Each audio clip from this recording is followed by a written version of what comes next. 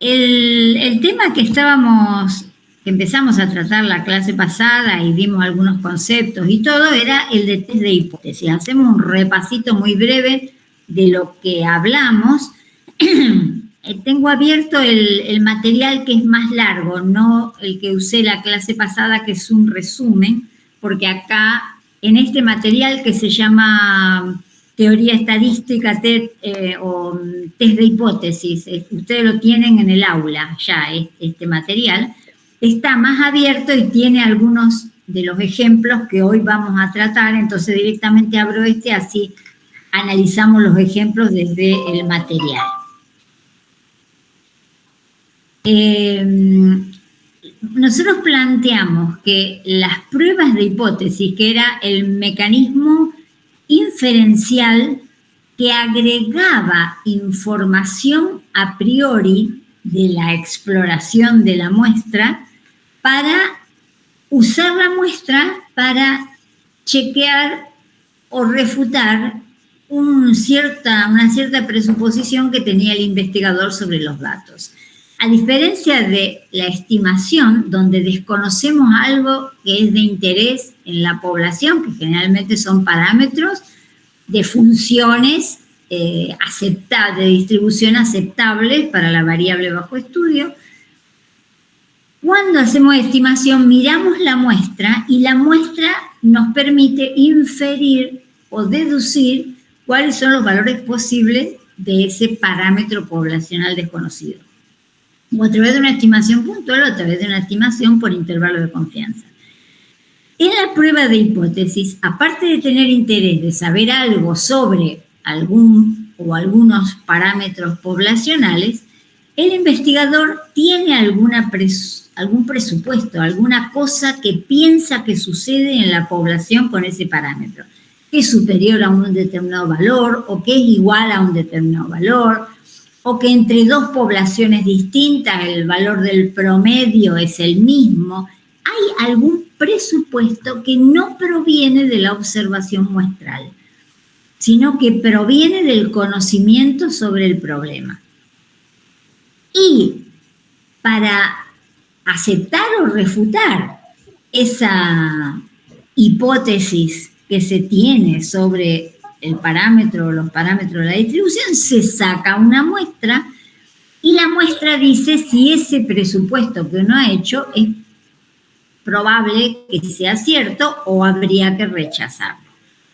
Entonces, el conjunto de los procedimientos que hacemos en las pruebas de hipótesis corresponden a esta toma de decisiones. Mirando la muestra, decido a favor o en contra de lo que presupongo de la población. ¿Estamos todos de acuerdo en ese es el procedimiento de las pruebas de hipótesis? Entonces, el test lo presentamos como una función de decisión. El test, que así como los estimadores son funciones del vector muestra, estamos bien en esta lectura, el test es una función del vector muestra que la estamos llamando test phi. Y este test phi representa una función de decisión respecto a esas hipótesis previstas acerca del parámetro, que siempre son lo que llamamos hipótesis nula, que es un subconjunto posible de los valores del parámetro, versus una hipótesis alternativa que es otro subconjunto que no tiene puntos en común con lo que uno postula en la hipótesis nula, ¿no? Esta función me tiene que llevar a aceptar, a no rechazar que este conjunto previsto de los valores de los parámetros es cierto o a rechazarlo. Entonces, la función de decisión se establece como una probabilidad de rechazo de la hipótesis llamada la hipótesis nula. Entonces, el test phi siempre es una variable aleatoria discreta con dos valores posibles en general y a veces 3 valores posibles. Los valores posibles representan a la probabilidad de rechazar H0. Entonces, si es el test phi termina valiendo 1, mi decisión va a ser rechazar H0. Si el test phi termina siendo para una determinada muestra el valor 0, no voy a rechazar H0. Y hay una situación intermedia que se agrega para poder tener test de nivel exacto, cualquiera sea la distribución considerada, que es una decisión indecisa. Rechaza con probabilidad C. Entonces, si la muestra me lleva al argumento 1, rechazo. Si me lleva al argumento 0, estoy segura, rechazo. Y si me lleva los valores de la muestra a la decisión de la probabilidad C, tendré que usar un mecanismo aleatorio tal de que un evento tenga probabilidad C de ocurrir, realizo el experimento aleatorio, si sale el evento, rechazo H0, y si no sale el evento, no rechazo H0. Pero estuve rechazando con probabilidad C. ¿Está bien? Este es el test, que está escrito un poco distinto de lo que habitualmente escribimos los test.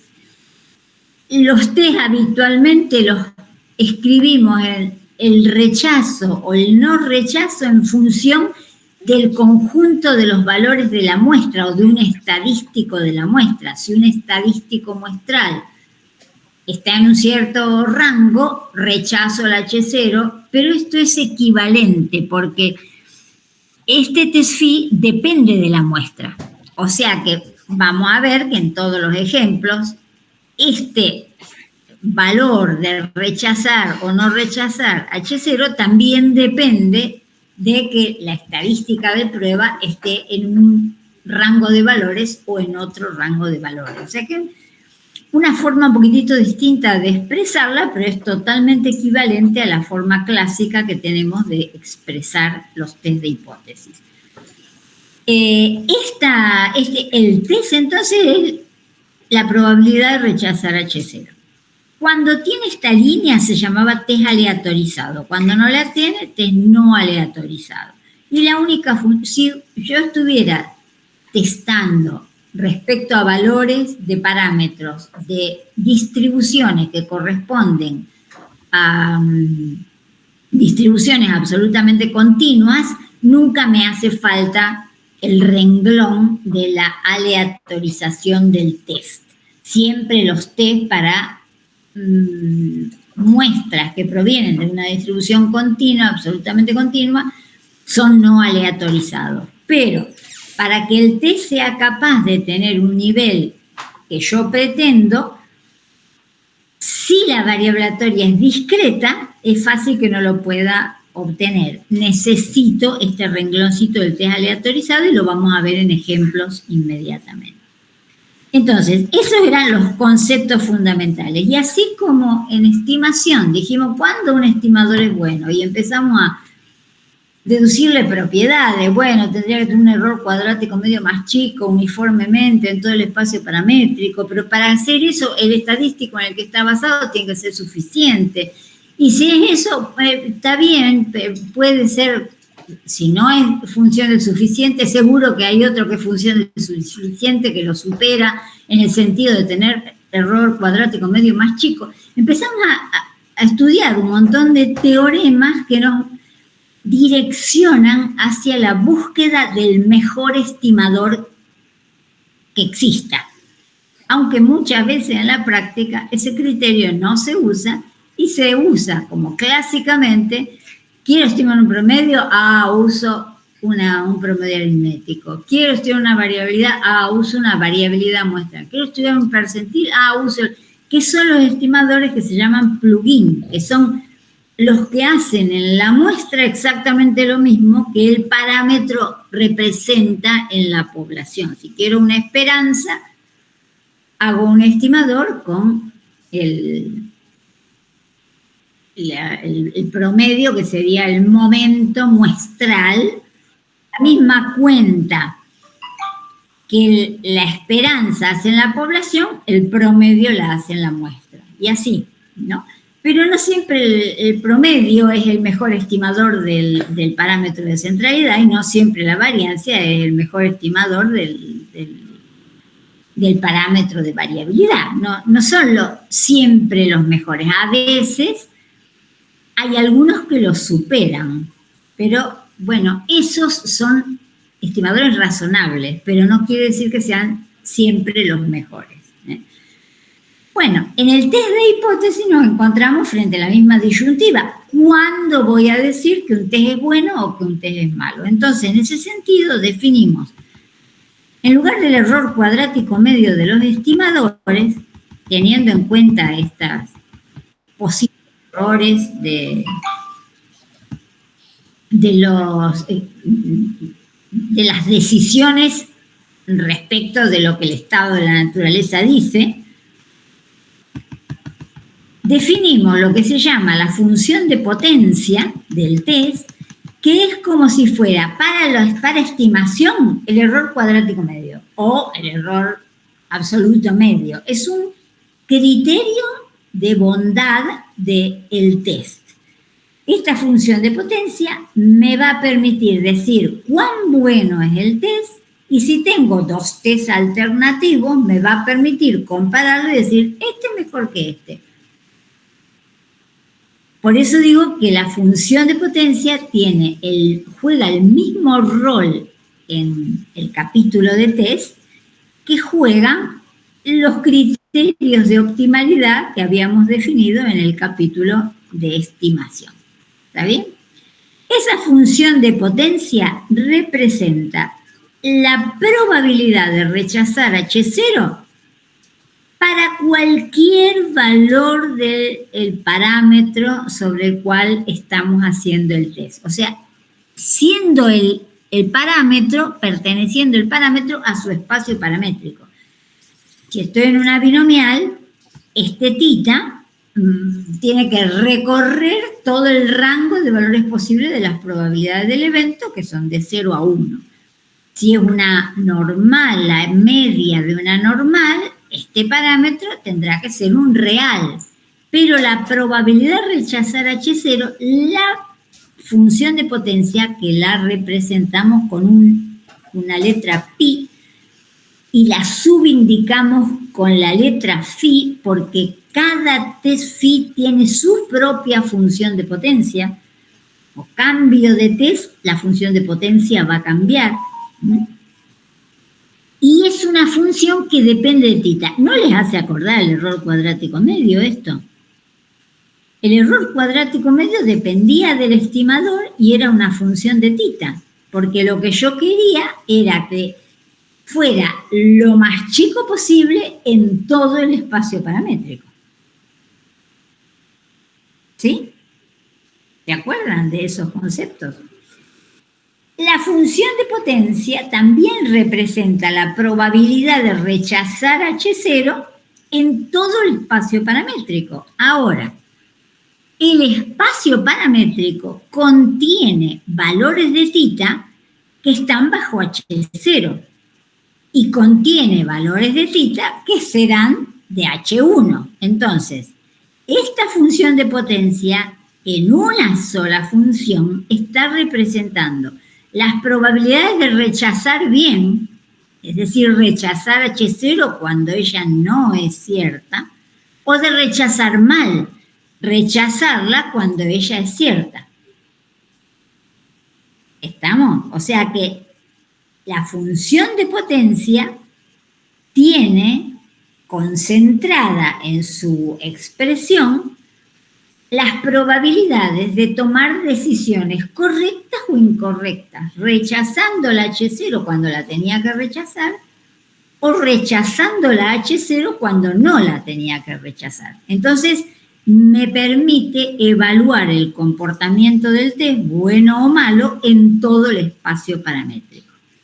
Ahora, si es la probabilidad de rechazar, es la probabilidad de que el test phi sea 1, Esta esperanza esta probabilidad se puede reemplazar, equivale haciendo esta una variable altera discreta, la esperanza de la probabilidad de rechazo dado X, una esperanza condicional. Y la probabilidad de rechazar dado el valor de la muestra, me queda el test phi, o sea que este test phi es la esperanza, esta función de potencia es la esperanza del test phi, y el test phi es una función discreta que tiene como esperanza sus valores multiplicados por sus probabilidades de ocurrencia. Entonces será 1 por la probabilidad de que el test phi valga 1, más C por la probabilidad de que el test phi valga C, más 0 por la probabilidad que se fue. Ese no está porque es un 0 por la probabilidad de que el test phi valga 0.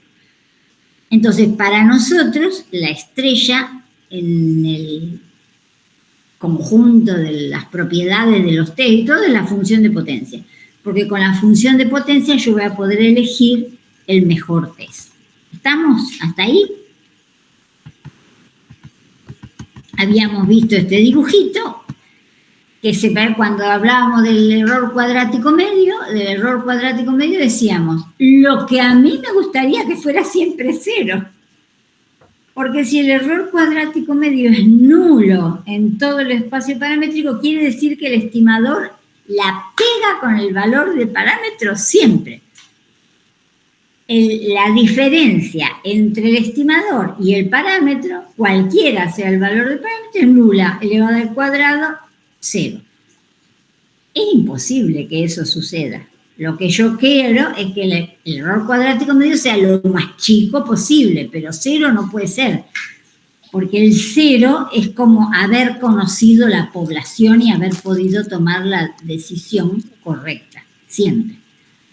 Con el test pasa lo mismo, hay un ideal, pero ese ideal no voy a poder llegar, porque estoy tomando la decisión en base no a un conocimiento total de la población, sino a un conocimiento parcial como el de la muestra. Entonces, ¿cuál es el ideal de la función de potencia?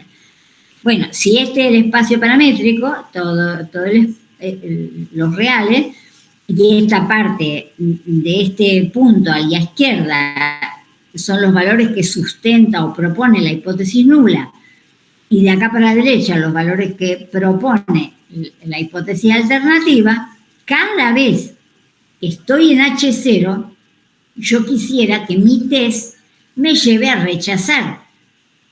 Entonces, a no rechazar. Si estoy en H0, no tendría que rechazar nunca, porque el parámetro está en la hipótesis nula, entonces no la tendría que rechazar. Entonces, la probabilidad de rechazar el test phi para todo este conjunto de titas tendría que ser 0.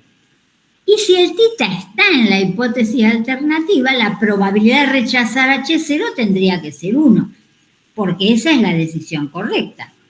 Ahora, esta curva ideal no la voy a poder tener, pero yo quisiera que mi test tenga una curva de potencia que se arrime a esta lo más posible. Entonces, en un test que tenga la hipótesis nula unilateral a la izquierda, que sería este caso, la función de potencia de un test bueno tendría la formita de esta curva, que la tengo dibujada acá abajo, de esta curvita que bajo H0 es baja, no es nula la probabilidad de rechazar, pero es baja. Y bajo H1 es alta. La probabilidad de rechazar cuando H0, cuando tita está en la alternativa, tendría que ser alta, porque acá no es cierto tita 0, sino cierto tita 1. Y entonces, la forma de un test razonable para ese tipo de hipótesis debería ser una curvita de este tenor, baja a la izquierda y alta a la derecha. ¿Está? Entonces, si yo tengo dos test alternativos, que esto lo charlamos la clase pasada, y las funciones de potencia son estas dos que están dibujadas, yo veo que este test Phi1 tiene bajo H1 una probabilidad de rechazo más baja que el que va por arriba, el Phi2. Entonces, bajo H1, este Phi1 es peor que Phi2. Porque cuanto más alta sea la probabilidad de rechazar bajo H1, pues mejor es la decisión. Y en la parte de la hipótesis nula, este test Phi1 tiene una probabilidad un poquito más baja que la otra, pero el máximo, que sería el valor extremo derecho, acá lo tienen en el mismo punto, como que se cruzan en el peor valor de probabilidad de rechazar mal H0. Entonces, si yo veo estas dos curvas de potencia, puedo seleccionar entre los test Phi1 y Phi2 porque el Phi2 es mejor. ¿Por qué es mejor? Porque tiene similares probabilidades de rechazo bajo H0 y mejores probabilidades de rechazo bajo H1. Entonces, la curva de potencia me permite elegir el test mejor. ¿Estamos? ¿Alguna duda hasta acá? ¿Se acuerdan de todo esto que hablamos?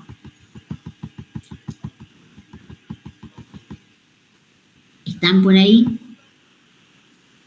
¿No se fue? Sí, acá estamos. Estamos. Bueno, ¿estamos con esos conceptos? Entonces, lo que hicimos a la clase pasada fue empezar a ver teoremas, así como en estimación. Empezamos a ver Rao-Blackwell, Le-Man-Jeffé, Rao-Kramer, empezamos a ver teoremas que nos dicen bajo cuáles condiciones voy a tener el test óptimo, porque no vamos a hacer la de plantear al voleo un test, plantear al voleo otro test y compararlo a los dos, porque ¿cómo sé cuándo llegué al mejor? O sea, nunca, si bien la función de potencia me permite definir entre test alternativos cuál es el mejor, evidentemente no puede ser el camino que yo use para encontrar el mejor test, el plantear test al voleo, calcularle la función de potencia y veo cuál función de potencia anda mejor, porque no tiene sentido eso, ¿no? No termino nunca, ni sé nunca cuándo llegué al mejor. Siempre me voy a quedar con la duda, no podría haber planteado uno que tuviera una función de potencia más linda. Entonces, la forma de determinar es la de buscar las condiciones que se pueda demostrar que son las que conducen a establecer el test que tiene las mejores propiedades. Y en ese camino nos quedamos y hicimos un somero ejercicio al final de la clase. Hoy vamos a hacer unos cuantos más para asegurarnos que sabemos qué procedimiento aplicar cuando queremos el mejor test. El mejor test va a ser aquel que tenga la función de potencia más baja bajo H0, porque la probabilidad de rechazar mal H0 tiene que ser baja, y más alta en H1, porque la probabilidad de rechazar H0 cuando es cierta H1 tendría que ser alta. ¿Está? Entonces, el primer test que vimos fue un test... Profe, ¿le puedo hacer una pregunta? Todas las que quiera. Vi que en el gráfico que teníamos recién era un gráfico continuo, entonces decíamos que la probabilidad de rechazar H0 no era nula, pero era mínima. Sí. Y acá lo vemos, sabemos que no existe el C, justamente por lo que hablábamos recién, porque es continua la función, entonces no está ese escalón. La distribución, perdón. En el caso donde la distribución no es continua, la probabilidad de rechazar H0, ahí, me dio duda cómo diferencio entre la probabilidad C y la probabilidad que no es nula, pero que es mínima. No sé si me explico. Las funciones de potencia de los test, de todos los test, son todas continuas. Las funciones de potencia son continuas. No. Ah, claro, qué bueno. Está. La función de potencia, sí. Sí, Y el sí. C no está acá. Claro, exactamente. No Está. está acá porque es una probabilidad, o sea, está metida adentro del cálculo de estas ordenadas bajo H0.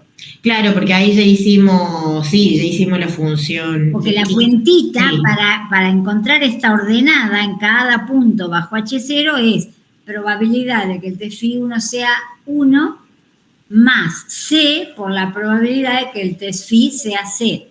claro, ahí ya, Pero ya no ves entendí. al C, no lo Perfecto. ves. Ahí está, ahí está. ¿Está? Ok. Sí, gracias. Ahora, cuando veamos un ejemplo y lo despaturremos con todos los cálculos, te vas a dar cuenta digamos, qué papel juegan los elementos esos adentro de la función del gráfico, la función de potencia.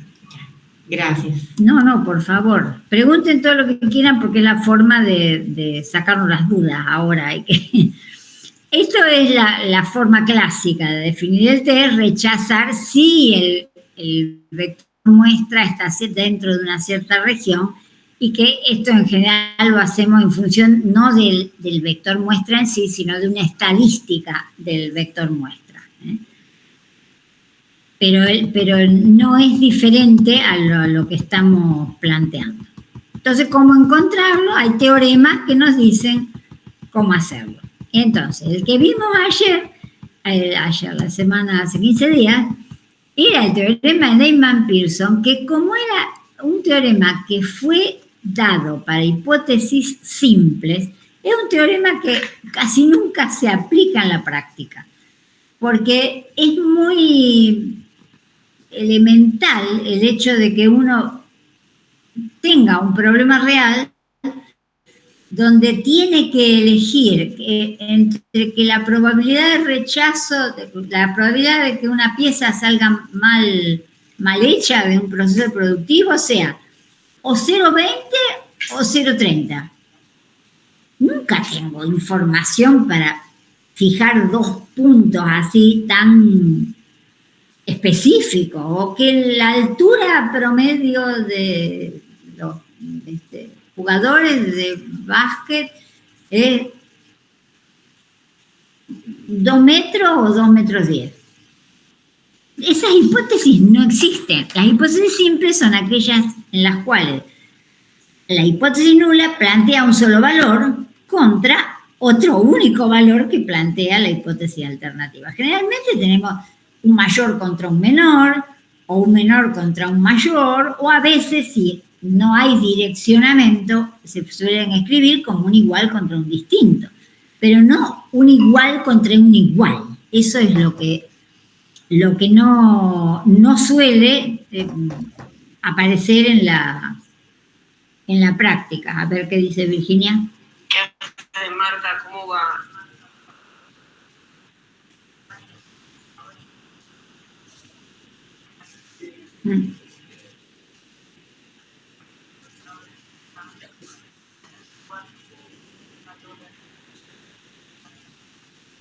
Claro.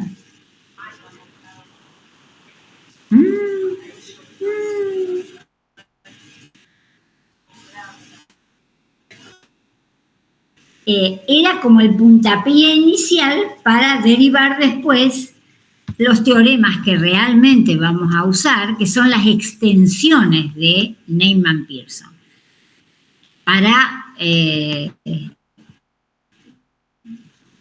definir una forma de testar una hipótesis simple contra una hipótesis compuesta. Entonces, la extensión se basó en que tuviéramos una distribución de probabilidad de la cual proviniera la muestra, que tuviera el cociente de verosimilitudes monótono. Había así como en estimación, dijimos, mira, para encontrar el mejor test, tenés que buscar una estadística que cumpla con la función de suficiencia, con una propiedad que se llama suficiencia. Y después encima, para tener unicidad, le pedimos la de completitud, ¿no? Pero Acá nos va a pasar lo mismo. Para extender este teorema así demasiado simple, que es el de Neyman-Pearson, vamos a requerir que las distribuciones de las variables aleatorias sobre las cuales planteemos los tests pertenezcan a una familia que se llama familia de cociente de verosimilitud monótona. Fui a buscar más arriba, pero está más abajo.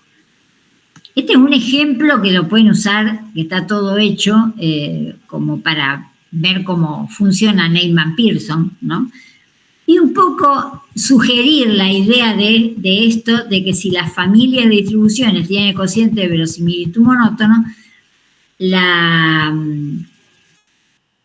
misma regla que se usa para testar tita igual a tita 0 contra tita igual a tita 1 se puede extender mirando la relación de orden que hay entre tita 0 y tita 1. Si es un menor contra un mayor, se extiende a menor o igual contra mayor. Y si es un mayor contra menor, se extiende a un mayor o igual contra menor. Entonces, esa propiedad de cociente de verosimilitud monótono dice que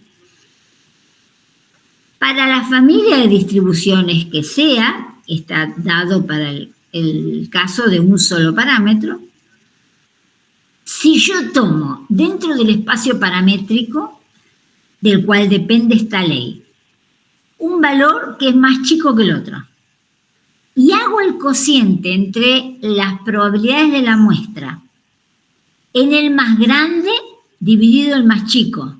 Siempre es así. La relación tiene que ser en el mayor, en el numerador, dividida la verosimilitud evaluada en el más chiquititito. Si ese cociente de verosimilitudes resulta ser una función cualquiera de un estadístico, pero con la propiedad de que esta función sea una función o monótona no decreciente o monótona creciente, entonces esta ley de la cual nosotros estuvimos sacando las observaciones muestrales se llama de cociente de verosimilitud monótona. Se la establece en el sentido del crecimiento para como enfocar exactamente cuál es la virtud, la propiedad que le tengo que pedir a la familia, ¿no?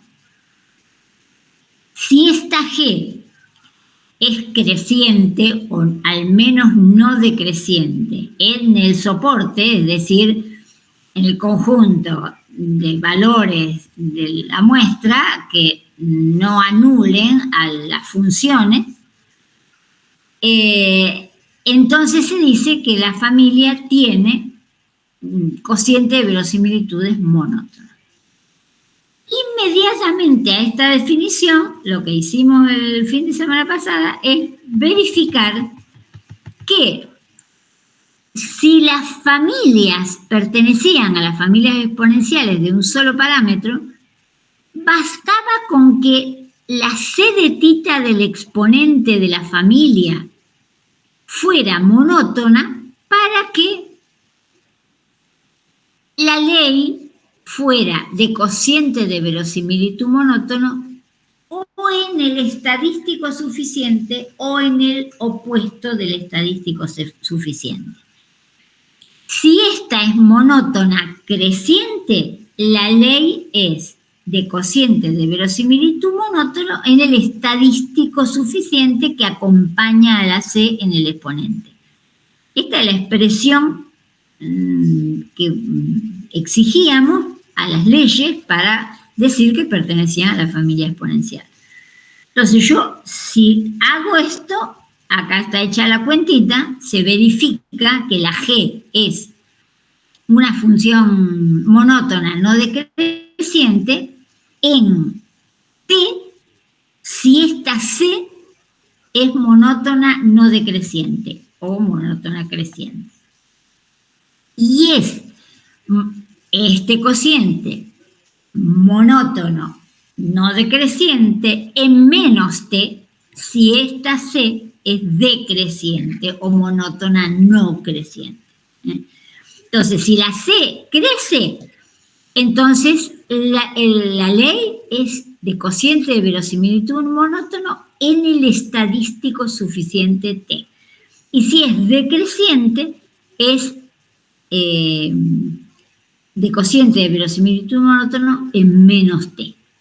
En el opuesto de la estadística suficiente. O sea que a los test los vamos a tener que basar en la estadística suficiente. ¿Por qué?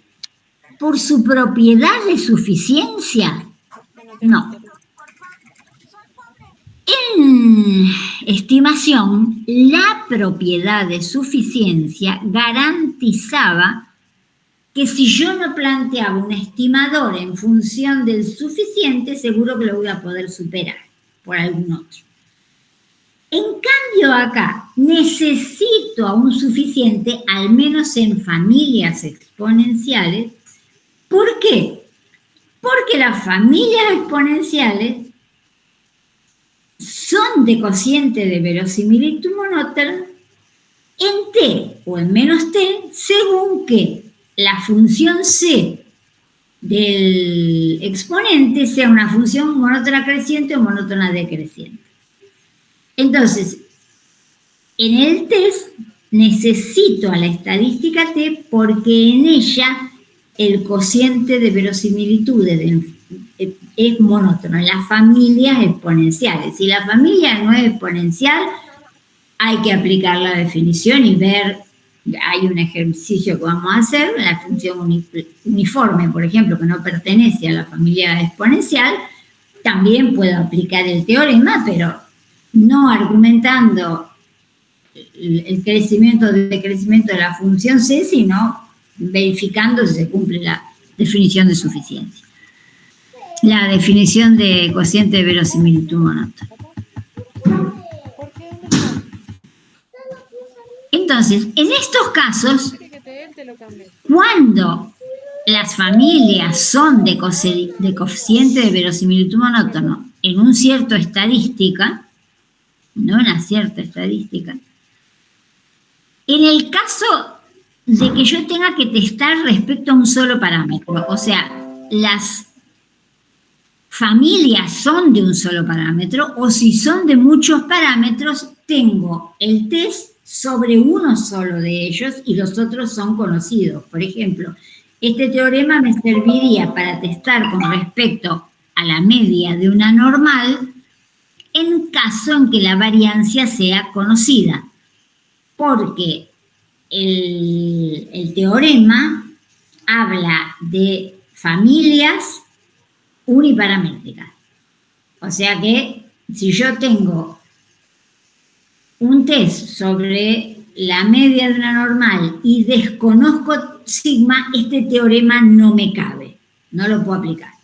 O en una gama y solo conozco el parámetro de forma, pero no conozco el de escala, no lo puedo aplicar al teorema, porque tengo dos parámetros y este teorema es para familias uniparamétricas. Si hay más de dos parámetros, lo puedo aplicar si el test corresponde a solo uno de ellos y el otro es conocido. ¿Vamos? ¿Y qué hace este teorema? Me dice, expandiendo la demostración del teorema, parte de Neyman-Pearson. No la vamos a ver en la demostración, pero la demostración del teorema parte de Neyman-Pearson. Y a partir de Neyman-Pearson va trabajando y usando el hecho de que la familia es de cociente de verosimilitud monótona en una estadística T, y llega a decir que ese mejor teorema para hipótesis simple, para estas hipótesis compuestas, hay dos versiones, ¿no? Va a ser este test en el caso de que sea tita 0 contra un tita 1 mayor o equivalentemente para tita igual a tita 0 contra tita mayor que tita 0. O sea, no es un valor contra otro que es más grande. El test es el mismo para un valor contra cualquiera más grande que el valor que pongo acá. Entonces acá ya hay una hipótesis compuesta. Y el mismísimo test es el mejor para tita menor o igual que tita 0 contra tita mayor que tita 0. Y acá las dos hipótesis son compuestas. ¿Y en qué se simplifica, pero enormemente, respecto del test de Neyman-Pearson? Que el test de Neyman-Pearson explicitaba el rechazo o el no rechazo en función del relativo entre las funciones de verosimilitud. ¿Se acuerdan de Neyman-Pearson? Que era ese muy lógico que decíamos. El test decía, el test mejor para hipótesis simple contra simple, siendo en H1 un valor más grande que H0. Bueno, no, pero esto en realidad funciona para las dos. No sé qué me puede dar, ¿no? Si yo testo un valor contra otro, decido si acepto este o lo rechazo a través de la comparación de las verosimilitudes. ¿Cuáles? La verosimilitud que plantea la alternativa con el tita en tita 1 y la verosimilitud que plantea la hipótesis nula con tita 0. Si esto es mayor que un número, razonábamos la semana pasada, que decíamos inicialmente, uno diría 1, ¿no? Si esta es más grande que esta, estoy a favor de tita 1, rechazaría H0. Pero si yo pongo 1, probablemente el test no sea del nivel que a mí me interesa, entonces la probabilidad de error tipo 1 puede llegar a ser muy grande. Si yo quiero dominar a esa probabilidad de error tipo 1, acá le tengo que poner una constante positiva y definir la constante positiva en función de la probabilidad de error tipo 1 máxima que yo esté dispuesta a tolerar. Cuando estos son como equivalentes, estoy en duda. En cambio, si el de arriba es más chico que el de abajo, o sea que al hacer el cociente me queda menor, no que 1, que una cierta constante K, no rechazo porque esta probabilidad del denominador es más grande que esta probabilidad del numerador, entonces estoy a favor de H0 y no de H1, entonces no rechazo H0. ¿Está bien? En vez de estos test, cualquiera sea el ejemplo que nosotros planteemos, es muy trabajoso algebraicamente porque la decisión se toma en función del cociente de las verosimilitudes. Y el cociente de las verosimilitudes son expresiones funcionalmente grandes. Entonces hay que hacer mucha cuenta para llegar a limpiar, reemplazando, simplificando y llegar a una cosa más potable. Cuando se hace la extensión, en lugar, este mismo Neyman-Pearson dicen que es equivalente a una regla de decisión que es muchísimo más simple. No mira las verosimilitudes, no mira el cociente de las verosimilitudes, lo único que mira es al estadístico T, en el cual la familia es de cociente de verosimilitud monótono. Entonces dice que es en familias exponenciales el estadístico suficiente, o sea, otra vez el mejor T lo voy a tener que plantear en función de los estadísticos suficientes. Entonces dice, si vos querés testar estas dos, mira, olvídate de Neyman-Pearson, no hagas las cuentas, porque las cuentas en cualquier ley que tomes que tenga el cociente de verosimilitud monótono, esa decisión en función del cociente de verosimilitud va a empezar a simplificar cosas y te va a quedar rechazar sí la estadística en la cual la ley tiene el cociente de verosimilitud monótono es grande, no rechazar cuando la estadística es pequeña y rechazar con probabilidad C si justo pega en el valor K, que lógicamente esto tiene probabilidad 0 si la distribución de T es una distribución continua, ¿no? Eso solo va a tener sentido en las distribuciones discretas. Entonces ya me simplificó, aún para hipótesis simple, me simplificó la forma de escritura.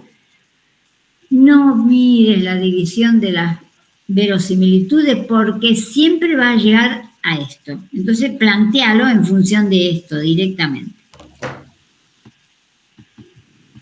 Y después me agrega como tesis, este test me asegura lo mismo que me aseguraba Neyman Pearson, que es el más potente de nivel alfa, siendo K elegido de tal modo que la función de potencia en H0, o sea, la probabilidad de rechazar mal H0, sea alfa.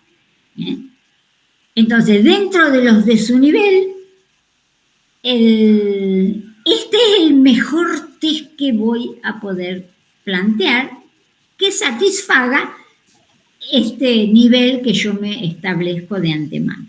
Y encima me dice, mira, no importa el nivel que vos quieras, para cualquier nivel vas a encontrar asociado a él el K y el C específicos que te conduzcan a que la función de potencia en θ 0, en H0, sea igual al alfa que vos querés. Quédate tranquilo, querés un T del 1%, lo podés encontrar. Querés un T del 10% de nivel, lo podés encontrar. Vas a poder encontrar el T para cualquier nivel. Lo que pasa es que cada nivel que vos pretendas va a tener su propio K y su propio C. Pero la forma del test siempre va a ser la misma. Rechazar a la derecha, no rechazar a la izquierda. Fíjense que la orientación del rechazo es hacia la dirección de la alternativa. Si es un valor θ 0 que contrasto versus un θ 1 que es más grande, si contrasto un 0,2 contra un 0,8, la región de rechazo va a ser para valores grandes de la estadística. Siempre el rechazo está en la dirección de la alternativa. Y entonces el teorema me dice, y mira, te voy a dar un regalito. Este es el mejor test y del nivel que vos quieras para simple contra simple con tal que la alternativa esté a la derecha. Si está a la izquierda, el test va a ser lo contrario, está un poco más abajo, va a rechazar a la izquierda, pero va a pasar lo mismo duplicado como un espejo. Pero este test, que es el mejor para testar esta hipótesis, también es el mejor para testar estas otras. O sea, si vos tenés hipótesis compuestas, bueno, tenés una H0 que se fijó en un valor y una alternativa multiparamétrica, o sea, de muchos valores, θ mayor que θ 0, este valor 0,5 contra cualquiera mayor. El mejor test es el mismo que este. No tenés que cambiar nada, absolutamente nada, es el mismo. Y si quisiera, bueno, me asegura otra cosa, ¿no? Que en la demostración se usa esta hipótesis, esta tesis para demostrar el último punto, ¿no? Me dice, la función de potencia en este test es de tipo no decreciente. Chocolate, está como perfecto, porque si la hipótesis nula está a la izquierda, en la hipótesis nula la función de potencia tiene que ser más baja que la alternativa. Quédate tranquila, la función de potencia de este test es no decreciente, o sea, es bajita en la izquierda y sube a la derecha. Y después de eso me dice, y este ordenamiento es solo por el orden de la demostración, si vos querés aplicar o testar un compuesto contra compuesto, θ menor o igual contra θ mayor, siempre respetando los órdenes, ¿no? lo que está en H0 es más chico que lo que está en H1. El test mejor que vas a poder encontrar es este, el mismo, es el mismo. ¿Está? Y después tiene una versión simétrica. Bueno, esta es la demostración, no la vamos a ver. Qué linda es, muy intuitiva.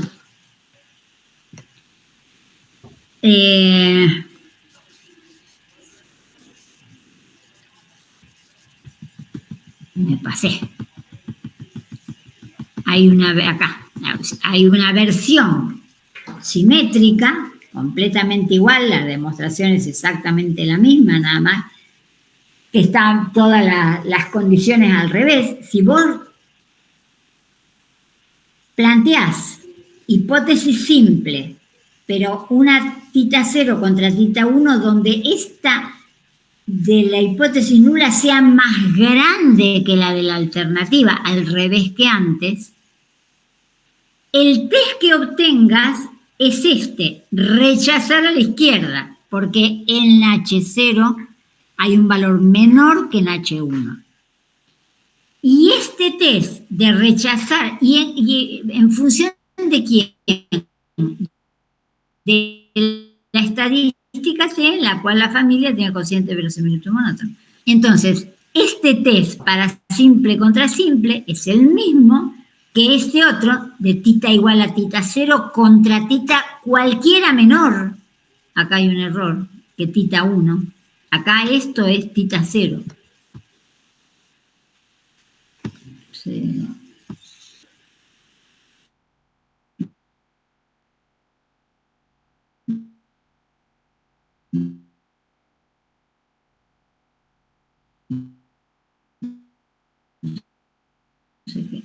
No, acá. El parámetro que sea más chico que el que postula H0. Y acá también, este 1 es un 0. Es a partir de un punto, todo lo que está a la derecha, o sea, los valores más grandes están en H0, y la H1 recoge todos los valores del parámetro que sean menores que tita 1, que tita 0. Esto es tita 0 y esto es tita 0. Entonces, este test, este mismísimo test, es el mejor para testar o estas hipótesis, o estas dos, o estas dos. Y en este caso, la función de potencia es decreciente, al revés.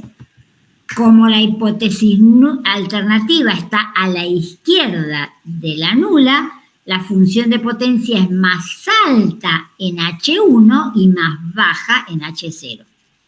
Y el valor más grande que tiene la probabilidad de rechazar mal H0 es el nivel del test, que es el extremo este, porque al ser decreciente el valor más alto lo tiene en el extremo derecho de la región, ¿no? Esa ordenada es alfa. ¿Está? Bueno, entonces vamos a empezar haciendo algunos ejemplos para hipótesis unilaterales. Acá hay un ejemplito que después vamos a hacer el trabajo práctico de los ejercicios 1 y 2 del trabajo práctico. Y también hay algunos ejercicios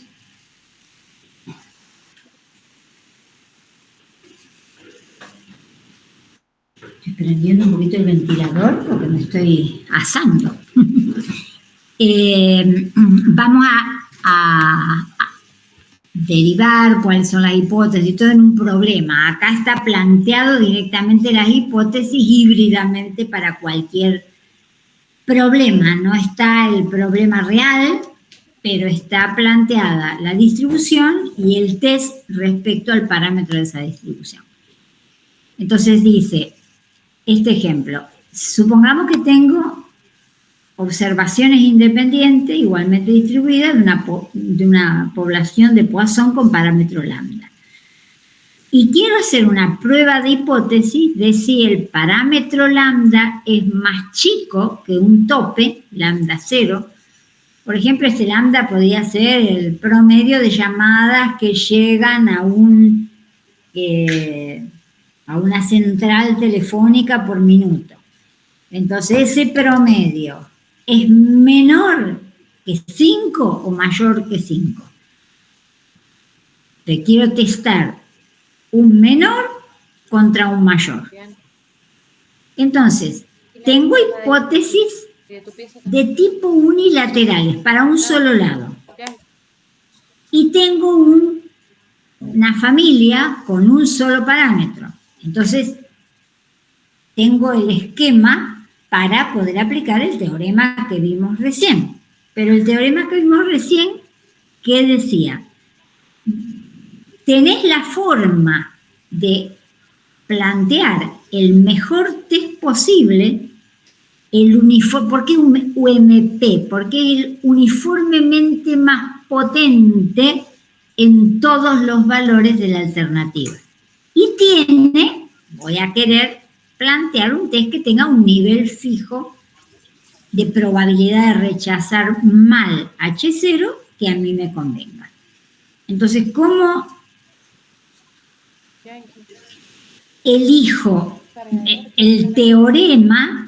Que el teorema que vimos recién nos daba la clave para encontrar los test de hipótesis uniformemente más potentes, en vez de ser de mínimo error cuadrático medio o de mínimo error cuadrático, de mínimo error absoluto medio, o el minimax o el maximin. En vez de plantear esa optimalidad, yo quiero en test de hipótesis los test que sean los más potentes que cualquier otro, o sea, los más capaces de darse cuenta que la hipótesis alternativa es cierta. Eso es potencia. La potencia del test es darme cuenta que la alternativa es cierta, que tengo que rechazar H0. Manteniendo la probabilidad de error tipo 1, la de rechazar mal H0, lo más bajita que yo quiero, controlada.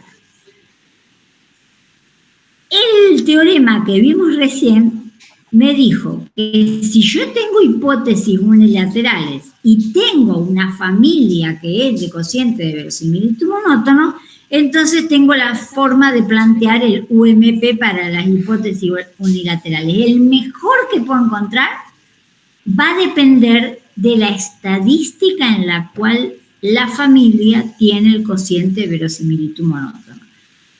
Entonces, cuando yo identifico esto, cuando yo identifico la ley y sus hipótesis, que acá son unilaterales, lo que primero que me tengo que preguntar es, ¿la ley pertenece a la familia de las que tienen el cociente de verosimilitud monótono? Bueno, la ley de Poisson, eso ya lo hicieron en otros ejercicios de estimación, pertenece a la familia exponencial. Si lo quieren verificar, es muy fácil, acá tienen la cuentita. La función de probabilidad de la muestra o la verosimilitud es la productoria de las leyes, que son E a la menos lambda por lambda a la X sobre X factorial, multiplicadas a través de las n observaciones. Me queda E a la menos n lambda, porque esta es un producto de exponenciales iguales, me sumo los exponentes.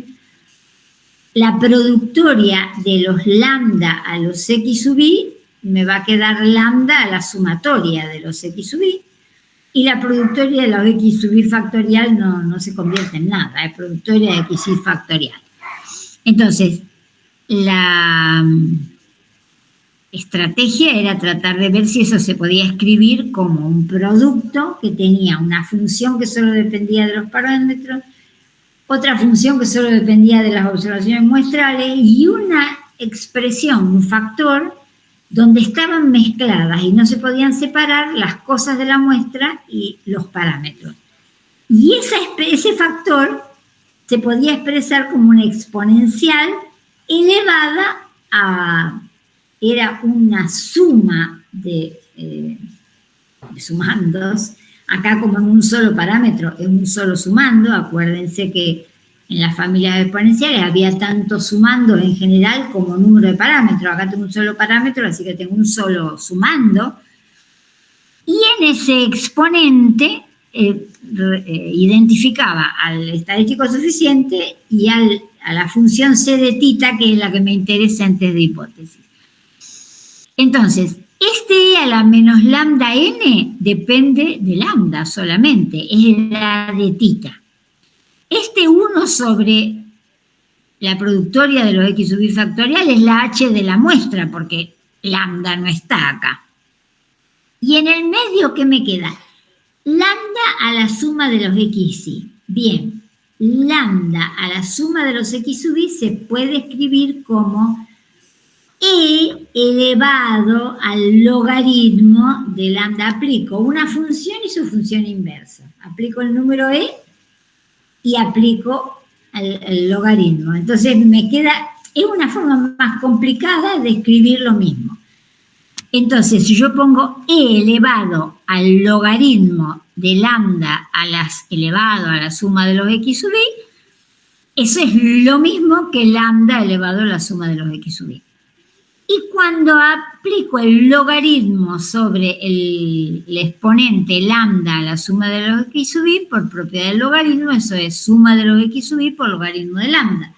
Entonces acá me queda e elevado a un producto de un factor que depende de la muestra y otro factor que depende del parámetro. Este factor que depende de la muestra era el estadístico suficiente, la t de x que buscábamos en estimación, y el logaritmo de lambda es c de tita. Entonces, esta ley Poisson pertenece a la familia exponencial. ¿Y quién es el c de tita del exponente? El logaritmo. Y el logaritmo de lambda, lambda es un número positivo, es un promedio de ocurrencia de cosas. Ese promedio puede ser del número de veces que sucede una cosa, que es el modelo Poisson, puede ser un número positivo. Y si yo dibujo los logaritmos tienen argumento positivo y la función es así, ¿no? La función logaritmo. Desde el 1 para la izquierda es asintótica al eje de las IE, para abajo. O sea, se pega al eje de las IE para valores cada vez, con argumentos cada vez más chicos.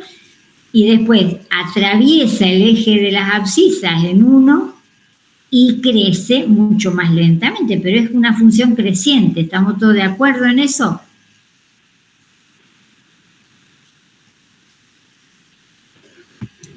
Estamos. ¿Estamos? Entonces, como es función creciente, la función de Poisson tiene cociente de verosimilitud monótona en el estadístico t. Entonces, el estadístico del cual va a depender el test es t suma de los x sub i. La misma estadística que usábamos para definir el mejor estimador. ¿Ok? Nada más que ahora no le tenemos que hacer nada. No buscamos ni que sea sesgado, insesgado, no buscamos otras propiedades. Ya está. Una vez que identifique el estadístico en el cual la familia tiene cociente de verosimilitud monótona, ya está. Uso eso. Y entonces planteo el test. Y el test está dicho ya. ¿Cómo es las hipótesis? Menor contra mayor. Y el rechazo se da en la dirección del H1. Entonces, rechazo el test si la suma de los x sub i, que es el estadístico t suficiente, es mayor que un número k. Que bueno, tendremos que ver cuánto vale ese k, porque ese k dependerá del nivel que fijemos. C si es igual a k y 0 si ya planteé el test. Este t es el mejor. Si nadie me dice más nada, esta forma de testar es la que me va a conducir al mejor test posible. ¿Quién va a ser? Claro, yo no lo puedo poner en práctica a menos que sepa quién es K, pero tampoco tengo que saber quién es N y tengo que saber quién es C, ¿no? Lo único que yo sé es que C y K, no solo K y C también, se eligen de tal modo que el T sea del nivel que yo prefijo. Si es un numerito alfa cualquiera, la función de potencia del test phi, para que sea de nivel alfa, bajo H0, tiene que ser más chica que alfa o igual a alfa. Es decir, que alfa, que es el nivel, es un supremo o máximo, porque se puede alcanzar o se puede no alcanzar. Esto puede ser siempre la función de potencia más chica que el alfa y el T ser de nivel alfa. Entonces, el alfa es una cota superior de la función de potencia adentro de H0. O sea, para todos los lambda que sean menores que tita 0. Menores o mayor. Ya me olvidé, esto es menor. Entonces acá, para poner un poco de numerito y ver cómo se jugaría con eso, supongamos que quiero que el nivel sea un alfa. Si yo no le pongo un número acá, nunca voy a poder determinar los valores de K y C, ¿no? Pero, ¿cómo tendría que hacer? Calcular la función de potencia en el punto de máximo. ¿Por qué pongo lambda 0? Porque la función de potencia para un test que tiene hipótesis nula a la izquierda y hipótesis alternativa a la derecha, la función de potencia es creciente. Entonces, el supremo de una función creciente, ¿dónde se obtiene? En el extremo derecho de la región, ¿verdad? Si la función crece, los valores son cada vez más grandes a medida que el argumento crece. Eso es función creciente. Entonces yo busco el supremo en la región que es desde lambda 0 para atrás. El supremo está en lambda 0. ¿Entiende? Por ser la función de potencia creciente, el valor más grande que puede tener la función de potencia lo tiene en el extremo derecho de la región. Entonces, el alfa tiene que ser la función de potencia en el valor que consigue el valor más grande de la función de potencia en H0. ¿Y qué es la función de potencia? Una probabilidad de rechazar H0, pero esta probabilidad depende de lambda. ¿Y en qué lambda lo voy a reemplazar? En lambda 0, porque estoy buscando la función de potencia en lambda 0. Entonces, esta probabilidad la voy a calcular siendo lambda igual a lambda 0. Entonces, esta probabilidad de rechazar H0 era la esperanza del test phi, es 1 por la probabilidad de que T de X, suma de los X sub, sea mayor que K, más C por la probabilidad de que la suma sea igual a K. Pero estas probabilidades, ¿bajo qué lambda la calculo? Lambda 0. El que hace que sobre la región de H0 se obtenga el máximo, que es lo mismo que el nivel. Y a esto lo tengo que igualar a alfa. Entonces, si yo quiero sacar estas probabilidades, ¿en qué ley las tengo que calcular? ¿A través de qué software o a través de qué tablas de distribuciones? La variable aleatoria, esto sería una probabilidad antiacumulada y esta sería una probabilidad puntual de la variable t igual a la suma de las xy. Las x sub i son todas Poisson independiente e igualmente distribuidas, y la distribución de Poisson es se multiplica, ¿no? O sea, la suma de Poissones también es Poisson, pero le va cambiando el lambda. El lambda, por cada sumando, se suma el lambda de esa distribución. Entonces, si sumé n Poissones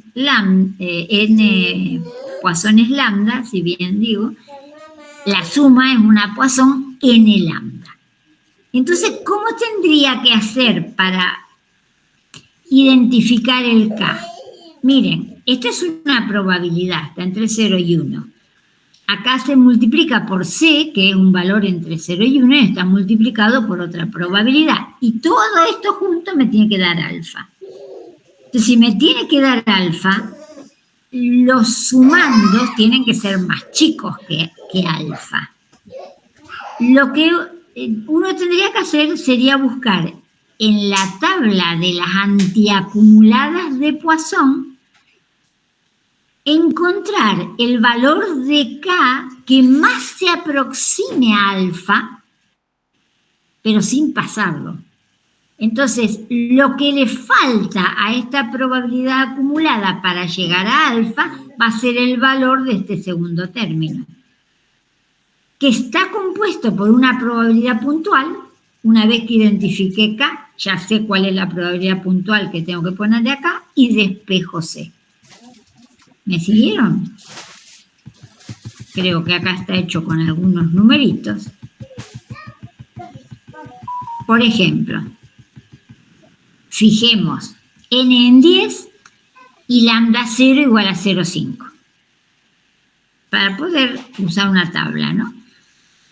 Entonces, si n es 10 y el lambda, que es el tope entre H0 y H1, 0,5, n por el lambda 0, porque esas probabilidades las tenía que calcular a todas bajo el extremo derecho de la región de H0, que es lambda 0,5.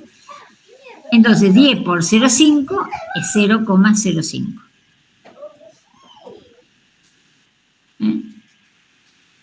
No, alfa. Es 5, ¿no? En el lambda 0 es 5 y el alfa lo pongo en 0,05. ¿Estamos bien? Entonces, yo tengo que buscar las probabilidades, estas son las puntuales, ¿no?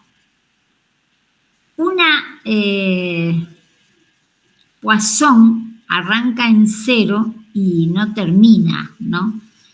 Pero yo copié un pedazo de la tabla de Poisson porque yo tengo que buscar probabilidades antiacumuladas. Creo que a partir de 15, habría que fijarse, son 0. Estas 16, 17, 18, cualquier valor mayor que 15, para una Poisson con promedio 5, tiene probabilidad nula. Entonces corté la tabla en el 15, que era el último que tenía probabilidad estrictamente positiva. Entonces yo tengo que ir sumando, pero al revés, desde la probabilidad más alejada para allá, porque yo tengo que hacer que la probabilidad de que T sea superior, o sea, una antiacumulada, a un valor, sea lo más cercana a 0,05, sí, 0,05 sin pasarme. Entonces, si fuera 15, ¿cuál es la, bueno, 14, ¿cuál es la probabilidad de que sea mayor que 14? 0,02. ¿Cuál es la probabilidad de que sea mayor que 13? Y la que sea 14 o 15, entonces 0,05 más 0,07. Todavía me falta para llegar. A ver, ¿cuál es la probabilidad de que sea mayor que 12? 0,0013 más 0,007, creo que me da 0,02. Todavía estoy más lejos. Bueno, yo acá más o menos le hice las cuentitas, ¿no? La probabilidad de que T sea mayor que 15 es nula, de que T sea mayor que 14, que es lo mismo que la probabilidad de que T sea 15, etcétera. Bueno, así voy sumando hasta que me arrimo a 0,05, pero sin pasarlo. Si yo estoy en el 9, tengo que sumar esta más esta, más esta, más esta, más esta, más esta. Eso me da 0,03. Pero si yo me corriera al 8, a toda esa suma le tengo que agregar la probabilidad de 9. Y 0,0317, que es la de esta más esta más esta más esta hasta el final, más 0,363, ya me da 0,0670 y pico. ¿Estamos bien en la cuenta que estoy haciendo? Tiene que ser 9 el K, no puede ser 8. Porque si es 8, este solo término de la probabilidad de T mayor que K suma más de lo que tiene que sumar el total de alfa. La probabilidad de esa antiacumulada es un pedazo del alfa. Entonces no lo puedo sobrepasar, tiene que ser más chico, pero me toca arrimar lo más que pueda. Porque tengo esta probabilidad de antiacumulada, es un pedacito del sumando. Entonces, si acá pongo 9, esto se arrima mucho a alfa, pero si le pusiera 8, me pasé de alfa, y con un solo sumando me paso de alfa, ya me pasé.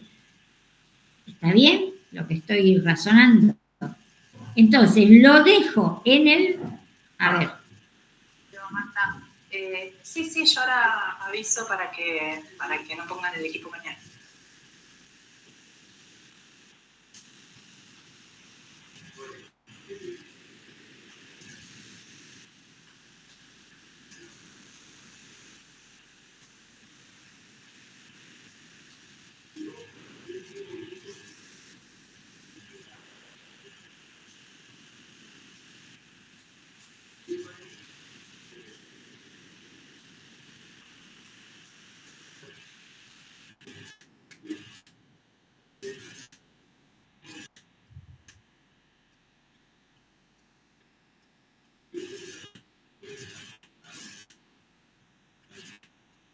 Bueno, me dice Nerina que avisa a la gente que tienen que poner el proyector, y ahora estoy preguntando con la historia del break. O sea, parece que se va arreglando. Es que en otras ocasiones al haber más actividad no pasa nada si alguien no va, si algún curso se suspende o cambia de modalidad, pero en este caso éramos la única carrera que tenía una actividad docente mañana sábado. Y los no docentes, como éramos los únicos que estábamos, los administrativos de posgrado no iban a ir. Entonces ya estaba encargada la persona para que nos pusiera los equipos y la persona para que nos preparara el break. Eso es todo lo que hay que suspender. Bueno, entonces, una vez encontrado el K, puedo calcular esta probabilidad puntual por la misma tablita.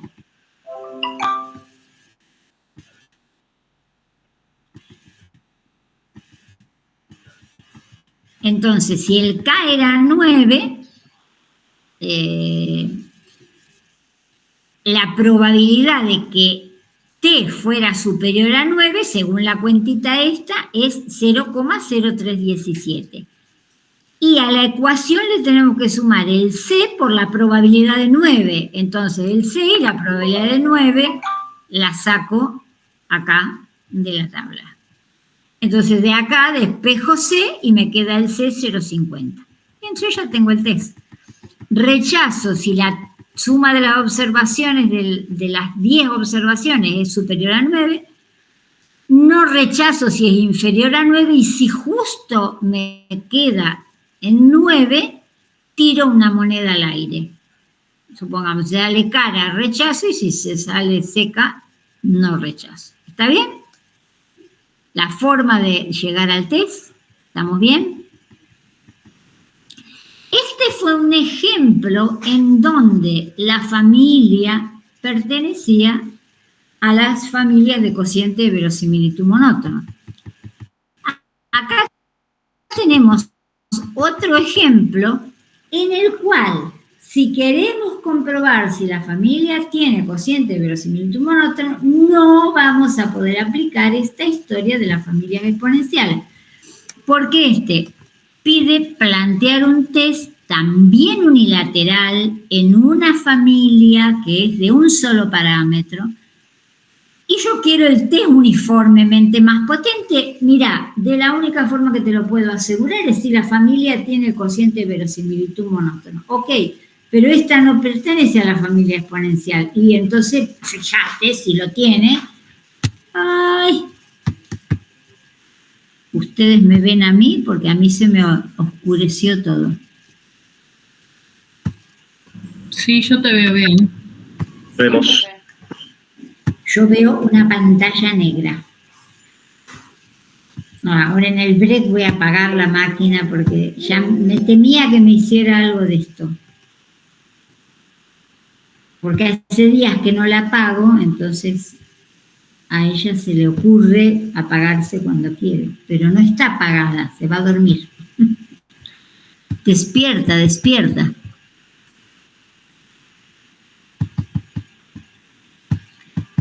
Vamos.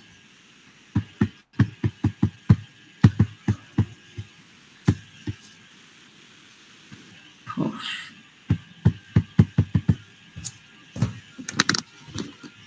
Y no sé qué eso está enchufada y todo, ¿no?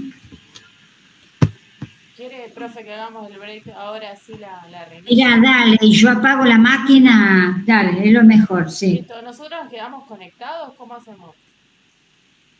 Sí, quédense conectados. ¿Y después puede Sí, ingresar usted? total, sí. Listo. Sí. A las 7:10, no, 15 minutos, ¿está bien? Sí, listo, profe. Ok, bueno, Dale. entonces apago la máquina yo Bien, gracias. y me conecto de nuevo. Vale.